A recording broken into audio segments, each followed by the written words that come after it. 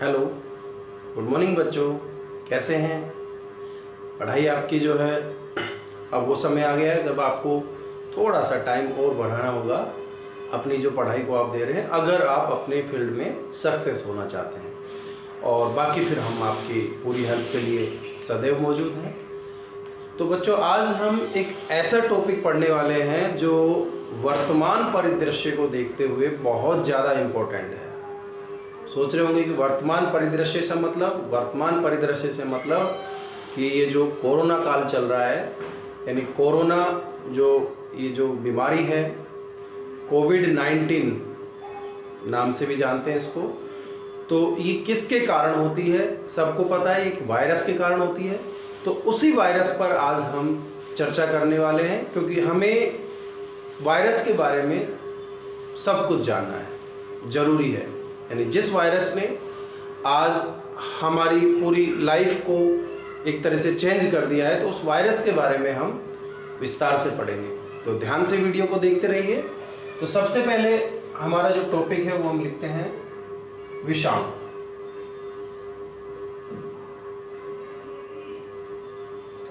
विषाणु को ही वायरस कहते हैं। एक्चुअल में जो विषाणु शब्द है, ये जो विषाणु शब्द है ये एक लैटिन शब्द से लिया गया है। किससे लिया गया है? ये एक लैटिन शब्द से लिया गया है। और लैटिन जो शब्द होता है वो होता है वायरस।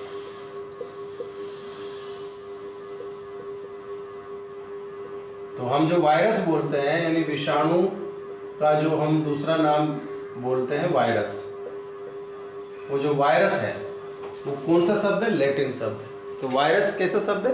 लैटिन शब्द है। और ये जो लैटिन शब्द है, इसका अर्थ क्या होता है? वायरस का अर्थ होता है विषैला तरल, यानी पॉइजनस फ्लूइड। तो एक विषैला तरल जो है वो होता है वायरस, और उसी को हम विषाणु कहते हैं। तो विषाणु का अर्थ आपको पता लग गया होगा। विषाणु का वास्तव में अर्थ क्या होता है? विषाणु लैटिन भाषा के वायरस से लिया गया है, जिसका अर्थ होता है विषैला तरल। ये जो विषाणु है, इसकी सबसे पहले जो खोज की थी वो एक वैज्ञानिक ने की थी, डी इवानोव्स्की।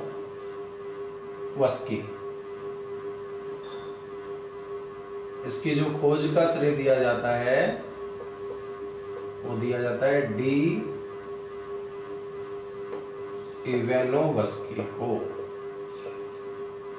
डी इवानोव्स्की ने इसकी खोज की थी। इन्होंने क्या देखा कि तंबाकू के अंदर, यानी तंबाकू का जो पौधा होता है,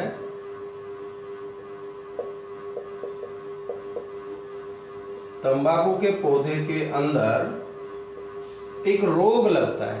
यानी उसके पौधे में उसकी पत्तियां जो हैं वो एक तरह से मुरझा जाती हैं, ठीक है, अंदर की तरफ सिकुड़ जाती हैं।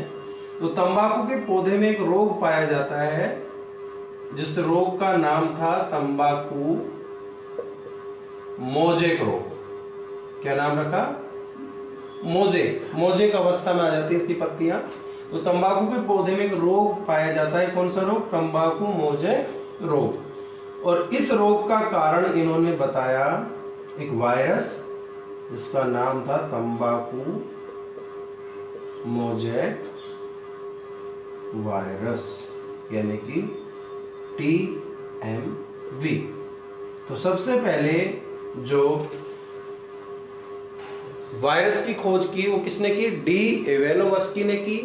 कहां से की? तंबाकू के पौधे से की। कौन सा रोग उत्पन्न करता है तंबाकू के पौधे में वायरस? तंबाकू मोजेक रोग। और इस वायरस का नाम क्या था? तंबाकू मोजेक वायरस, यानी TMV। तो सबसे पहले खोजा जाने वाला वायरस कौन सा है? TMV। और हाँ, इसके बारे में एक बात और बता देते हैं आपको। ये TMV जो है ये सबसे बड़ा वायरस है। सबसे बड़ा वायरस कौन सा होता है? TMV। किसने खोजा? डी वेनोवस के लिए। लेकिन इसको बाहर निकालकर क्रिस्टल की फॉर्म में, यानी दानेदार फॉर्म, जैसे चीनी के दाने होते हैं, क्रिस्टल है, पाउडर की फॉर्म में इसको प्राप्त किया। यानी कि इस टीएमवी को, ये जो टीएमवी था, इस टीएमवी का क्रिस्टलीकरण, क्रिस्टल फॉर्म में इसको प्राप्त करने का श्रेय दिया जाता है स्टैनली को। यानी इसका क्रिस्टलीकरण किसने किया? स्टैनली ने किया। किसका? टीएमवी का। इसको खोजा तो किसने? डी वेनोवस्की ने, लेकिन इसको प्राप्त करके इसको क्रिस्टल फॉर्म में किसने प्राप्त किया? स्टैनली ने प्राप्त किया। ये जो वायरस है, वायरस के संबंध में एक वैज्ञानिक थे जिनका नाम था बेजेरिंक। इन्होंने एक बुक लिखी, कॉन्टेगियम वाइवम फ्लूइडम। ये बुक लिखी किन्होंने? बेजेरिंक ने। ठीक है, किसके संदर्भ में? विषाणुओं के संदर्भ में ये बुक लिखी बेजेरिंक ने, कॉन्टेगियम वाइवम फ्लूइडम। तो यहाँ से हमने कुछ चीज़ें जानी कि सबसे पहले विषाणु जो है वो किस भाषा का शब्द है? वायरस से लिया गया है, लैटिन भाषा का शब्द है, और इसका अर्थ होता है विषैला तरल। खोज का श्रेय डी वेनोवस्की को दिया जाता है। तंबाकू के पौधे से खोजा गया। तंबाकू मोजेक रोग उत्पन्न करता है ये, और तंबाकू मोजेक रोग जो है वो तब टीएमवी वायरस के कारण होता है। सबसे बड़ा वायरस है। इसको क्रिस्टल के फॉर्म में किसने प्राप्त किया? स्टैनली ने। और बेजेरिक ने इसके बारे में विस्तृत अध्ययन करके कॉन्टेगियम वाइवम फ्लूइडम नामक पुस्तक लिखी।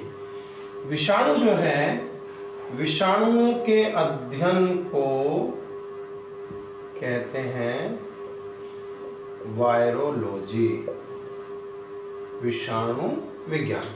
तो अभी आपने देखा होगा कि जो ये कोविड-19, ठीक है, कोरोना जो वायरस है, ये चीन की वुहान शहर में जो एक लैब है, जो इंस्टीट्यूट है वायरोलॉजी, वहाँ से ये रिलीज हुआ। यानी वायरोलॉजी, आप जितने भी वायरस से रिलेटेड इंस्टीट्यूट पढ़ेंगे उनमें वायरोलॉजी लिखा होता है। यानी वहाँ पर वायरस पर विस्तृत और गहन अध्ययन किया जाता है और उनकी संरचना को पढ़ा जाता है। तो अभी जो ये वैक्सीन बनाई जा रही है, वैक्सीन बनाने के भी आपने देखा होगा, आप सोच रहे होंगे कि इतने दिन हो गए वैक्सीन क्यों नहीं आ रही है, वैक्सीन क्यों नहीं आ रही है।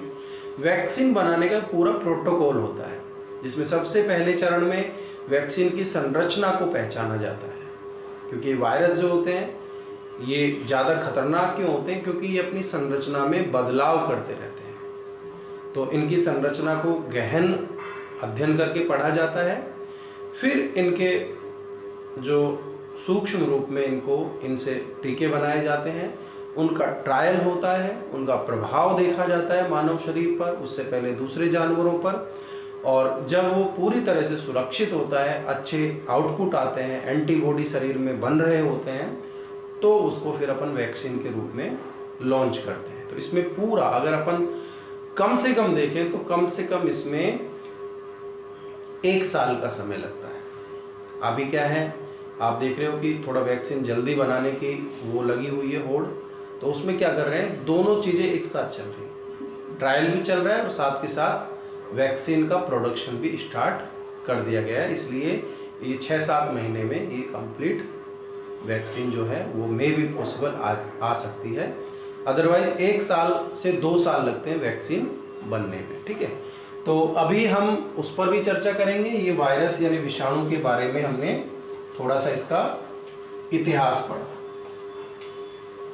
विषाणु यानी वायरस, विषाणु से संबंधित, फिर एक बार क्लियर करता हूँ, विषाणु या वायरस से संबंधित सारे डाउट आपके इस टॉपिक में दूर होने वाले हैं। ठीक है, तो विषाणु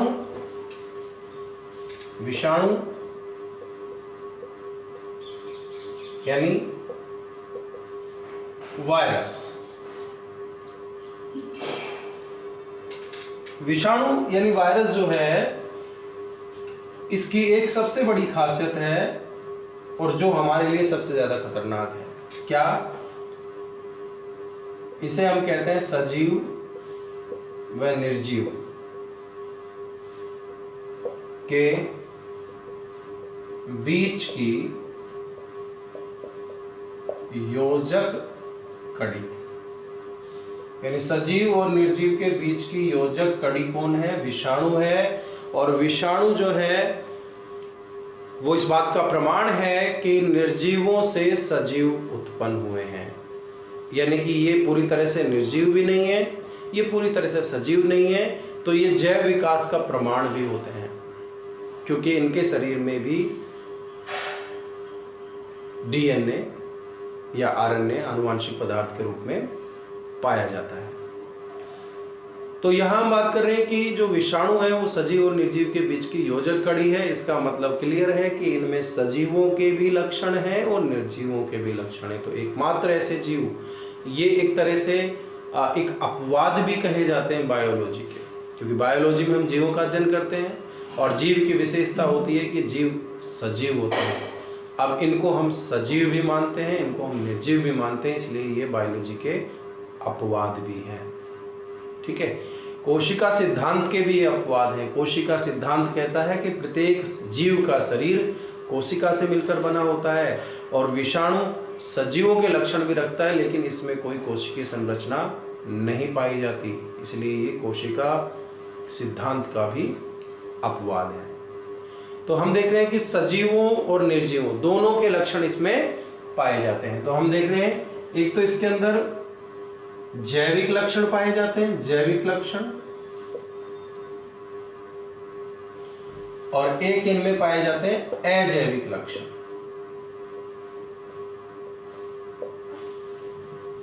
ठीक है। सजीवों के लक्षण क्या होते हैं कि इनमें आनुवांशिक पदार्थ पाया जाता है, आनुवांशिक पदार्थ यानी डीएनए या आरएनए पाया जाता है इनमें। ठीक है। दूसरा, इनमें उत्परिवर्तन पाया जाता है। उत्परिवर्तन यानी अचानक इनमें डीएनए में बदलाव होता है, हमें आप बात की अपनी संरचना बदल लेते हैं, वो भी उत्परिवर्तन का ही प्रकार है। इनमें प्रतिजनी विशिष्टता पाई जाती है। प्रतिजनी विशिष्टता का मतलब है कि ये प्रतिजन की तरह कार्य करते हैं और हर एक विषाणु एक विशिष्ट प्रकार का रोग शरीर में उत्पन्न कर सकता है, यानी सबकी संरचनाएं अलग होती है। एचआईवी का विषाणु अलग है, रेबीज का विषाणु अलग है, और ये कोरोना कोविड-19 जो है ये इनसे अलग है, लेकिन है विषाणु, यानी प्रतिजनी विशिष्टता दिखाते हैं। ठीक है। ये सजीव के शरीर के अंदर, यानी सजीव के अंदर जब प्रवेश कर जाते हैं तो इनमें प्रवर्धन यानी कि प्रजनन, ये प्रजनन करते हैं कहाँ? सजीव के शरीर के अंदर। तो ये इनके जो गुण हैं ये इनको जैविक बना देते हैं। सजीवों के शरीर के अंदर ये प्रजनन करते हैं, अपनी संख्या बढ़ाते हैं, प्रतिजन विशिष्टता दर्शाते हैं, उत्परिवर्तन दर्शाते हैं, आनुवांशिक पदार्थ इनमें पाया जाता है। लेकिन इनकी कोई कोशिकीय संरचना नहीं होती, कोशिकीय संरचना नहीं होती, इसलिए ये अजैविक की तरह व्यवहार करते हैं। सजीव के शरीर से बाहर, ये तो है सजीव के शरीर के अंदर, और ये है सजीव के शरीर के बाहर, ये निष्क्रिय होते हैं। कैसे होते हैं? निष्क्रिय होते हैं, यानी कि इनमें श्वसन आदि जैविक क्रियाएं नहीं होती। सजीव के शरीर के बाहर ही निष्क्रिय है, ऐसा जैसे चौक का पाउडर पड़ा हुआ है ऐसे पड़े रहते हैं। यानी अभी ये शरीर से बाहर, जैसे कोरोना की या कोविड-19 की बात करें तो ये विषाणु पड़े रहते हैं, बाहर वातावरण में मौजूद हैं फिलहाल। ये जब इनको शरीर मिलेगा तो हमारे शरीर में आकर ये संख्या बढ़ा सकते हैं। इसलिए तो कहा जाता है कि कम से कम बाहर निकलो, मास्क लगा के रखो ताकि ये अंदर ना जा पाए। बार बार हाथ धो, किसी सरफेस से हाथ को छुआ है अपन ने, वहाँ विषाणु है, हाथ पर आ गए, हाथ को हमने मुंह पर नाक पर लगा लिया, अंदर चले जाएंगे, एक्टिव हो जाएंगे, बाहर कुछ नहीं करेंगे, यहाँ पड़े हुए कुछ नहीं कर पाएंगे, शरीर के अंदर नहीं जाने चाहिए, क्योंकि शरीर से बाहर कैसे होते हैं, निष्क्रिय होते हैं, कोई नुकसान नहीं पहुंचा सकते ये, ठीक है। ये इनकी कमजोरी भी है, शरीर से बाहर ये मरे हुए हैं, शरीर नहीं मिलना चाहिए, शरीर के अंदर नहीं जाने चाहिए। लेकर कौन जाएगा अंदर इनको, हम ही तो लेकर जाते हैं। सेफ्टी रखो, सावधानी रखो, हाथ धोते रहो, ठीक है। कोशिकीय संरचना नहीं होती, सजीव के शरीर के बाहर निष्क्रिय होते हैं, इनमें उपापचयी क्रियाएं नहीं होती, यानी जो श्वसन है, पाचन है, उत्सर्जन है, ये क्रियाएं इनमें नहीं होती जो इनको निर्जीव बनाते हैं। इनके अंदर प्राय एंजाइम्स नहीं होते। अगर हम वायरस HIV वाले वायरस को छोड़ दें तो एंजाइम नहीं होते। HIV में एक एंजाइम होता है जिसको रिवर्स ट्रांसक्रिप्टेज कहते हैं, जो RNA से DNA बना सकता है, ठीक है। तो प्राय इनके अंदर एंजाइम्स नहीं होते हैं, शरीर से बाहर प्राय ये निष्क्रिय होते हैं। और हाँ, अभी हमने देखा था कि इनका क्रिस्टलीकरण भी किया जा सकता है, यानी इनको दानेदार अवस्था में भी प्राप्त किया जा सकता है, शुष्क अवस्था में प्राप्त किया जा सकता है। क्या किसी सजीव को ऐसी अवस्था में प्राप्त किया जा सकता है? नहीं किया जा सकता। तो इस तरह से हमने देखा कि ये जैविक लक्षण भी रखते हैं और जैविक लक्षण भी रखते हैं, इसलिए इनको सजीव और निर्जीव के बीच की योजक कड़ी, संयोजी कड़ी कहते हैं। विषाणुओं के बारे में और भी हम बात करेंगे आगे, और भी चर्चा करेंगे। तब तक ये जो चीज़ें आपको जानकारी दी गई हैं इनको अच्छी तरह से कंठस्थ कर लें, राइट डाउन कर लें, लगातार अपनी पढ़ाई को जारी रखिए, घर में सुरक्षित रहते हुए। Be safe, stay home.